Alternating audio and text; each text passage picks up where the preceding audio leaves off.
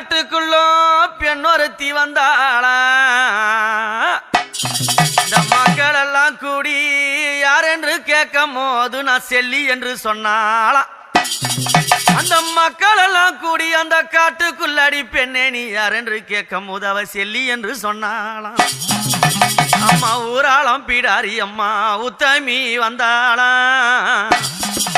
அந்த கொடி பின்னும் கோட்டையில காட்டு செல்லி அம்மாவை கோவில் கொண்டு நின்னாளா